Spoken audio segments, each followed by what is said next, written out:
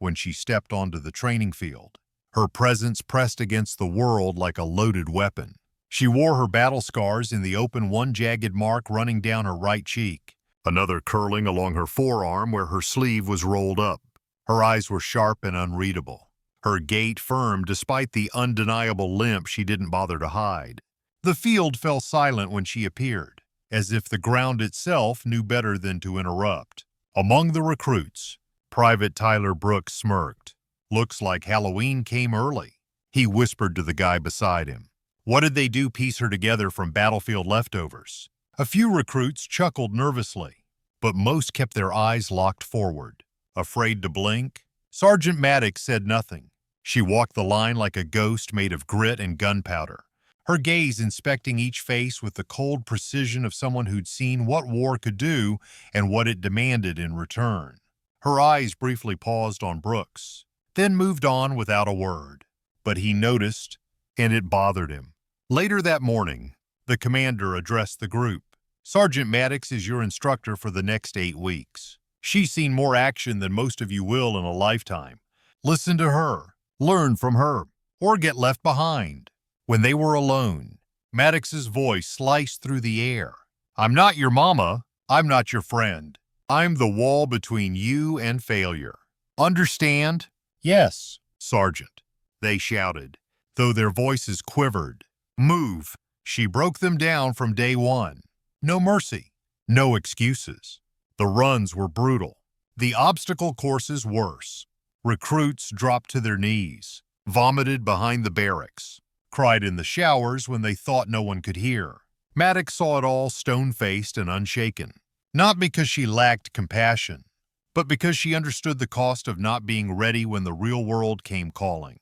Still, Brooks kept pushing her buttons. "She moves like a busted truck," he joked one evening. "Bet those scars are from tripping over her own ego." He was loud on purpose. He wanted her to hear, and she did. But again, she said nothing. No punishment, no rebuke. The silence drove him mad. What Brooks didn't know, what none of them knew, was that the scars came from a roadside bomb in southern Afghanistan. Maddox had been thrown from a burning vehicle, bones broken, skin on fire. But she crawled back through the flames to pull 3 of her fellow soldiers out. 2 lived, 1 didn't, and that wasn't a story she planned to share. One night, Brooks mocked her voice in the barracks, mimicking her limp and making the others laugh. Maddox was standing outside the door. She turned and walked away, her silence heavier than any reprimand. Because Aaron Maddox believed in something few of them understood yet. The battlefield wasn't always out there. It started in the mind. Week 2 brought the heat. The Carolina sun bore down like judgment. Skin blistered, tempers flared, comfort became a distant memory. But Maddox only pushed harder. Her scars, visible and unapologetic, became reminders of what survival demanded. Her commands were surgical short, sharp, and final. Brooks, however, hadn't learned his lesson. "Watch her limp," he muttered during formation.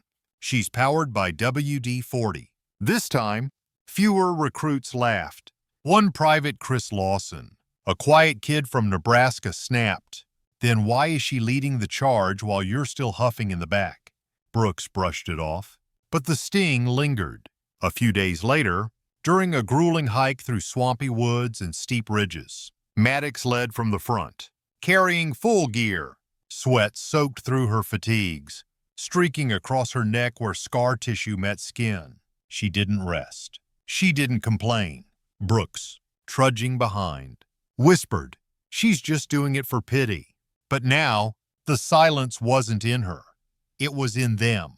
The recruits weren't buying it anymore. Maddox didn't have to talk. She proved herself mile after mile, step after agonizing step. Then came the Hill 27. Twice up and down, full loadouts, no breaks. When someone groaned, Maddox didn't flinch. "Did I ask for commentary?" she barked. "Move." Brooks pushed hard, determined to beat her. But halfway up, he collapsed beside a pine tree, gasping. Maddox passed him like wind, eyes forward, never breaking stride. "She's going again," Lawson whispered. She didn't even rest. Brooks' pride crumbled. He stumbled on the descent and hit the ground hard. Maddox, already on her second climb, paused briefly. "You okay?" "Private.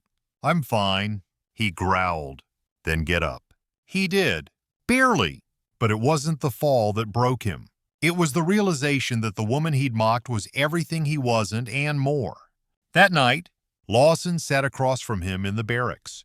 "You know who she is?" he asked. Brooks shrugged. "A hard ass with a limp." "No." "Phoenix, Alpha Convoy 7. Kandahar." Brooks rolled his eyes. "She pulled 3 guys out of a burning Humvee. One was on fire. Took shrapnel to the face and arms. They thought she was dead." Brooks said nothing. "You've been mocking a legend." The word legend gnawed at Brooks. He thought of her silence, her pace, the way she never flinched, never bragged, and for the first time, doubt crept in. Week 3 brought a new simulation live combat training with smoke grenades, gunfire, and confusion. Brooks froze behind a log, heart pounding, breath caught. A hand yanked him up. "Move!" Maddox barked. She ran beside him, guiding him through the fog until they reached the rally point. "I didn't need saving," he muttered. "Good," she replied. "Next time, don't freeze." Her voice wasn't angry. It was worse disappointed. Later, during the debriefing, Maddox stared them down. "Some of you act tough until things get real. Others stay quiet and stand up when it counts. Figure out which one you are." Brooks didn't sleep that night. The next morning, he followed every command without complaint. During drills, he stayed late, breaking down and rebuilding his rifle over and over. Sweat dripped. His hands trembled. Maddox said nothing, but she noticed. Then came the call over the loudspeaker. "Private Brooks, report to General Maddox's office." The General Aaron's older brother sat behind a mahogany desk flanked by medals and photographs. "You've questioned her, mocked her, challenged her." The general said, "You never asked why she walks the way she does." He inserted a flash drive. Footage lit the screen, grainy body cams. Smoke, fire, a convoy, an explosion, screams. There she was young, bleeding, yelling into her radio, dragging one burning soldier, then another, then a third. Her skin ignited, her voice hoarse, then silence. "She died twice before the medics revived her," the general said. "Months in ICU, dozens of surgeries. Then she asked to come back to train you." Brooks trembled. "I didn't know." "No," the general said. "You didn't care to know." That's worse. When Brooks returned to camp, he went straight to Maddox. "I saw the footage," he said. "I saw Phoenix. I'm sorry." Maddox studied him. "One apology doesn't fix it." "I know. I just needed you to know I see it now." She nodded. "Then act like it." And he did. From that day forward, Brooks was the first awake, last to sleep. No more jokes, no more ego. Just sweat, silence, and steady progress. Maddox noticed. She assigned him lead during fire team movement drills. He carried an injured teammate through the course without hesitation. "You think one video means you know me?" she asked one afternoon.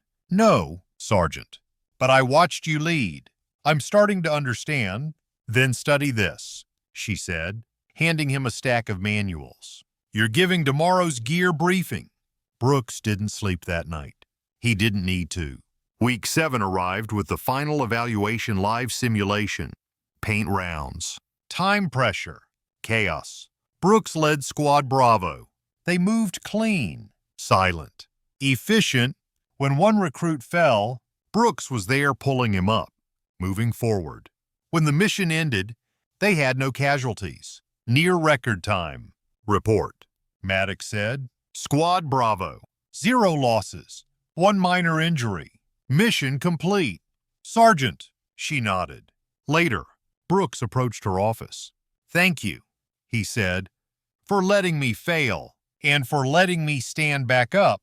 "You think I came back for glory?" she said. "These scars, they almost broke me. But I learned I still had something to offer." "I used to think the scars made you less," he said. Now I see they make you more. She extended her hand. You're not done yet, she said. But you're someone I'd trust beside me. Graduation day dawned bright. Families lined the parade grounds. The general spoke, then paused. Some of you know her as Staff Sergeant Maddox. I know her as Phoenix, the hero who crawled through fire so others could live. Gasps filled the crowd. Then Brooks stepped forward. Permission to speak. Sir, granted. He faced her. Thank you for breaking me down. For saving me twice, once in the woods and once from myself. You built yourself back, she said. I just gave you the pieces. Later that night, as the fire pit crackled and stories circled, Brooks sat quietly. Not the loudest anymore. He didn't need to be. And when Maddox walked by, every recruit stood a little straighter. Because now, they knew who she was and who he was becoming.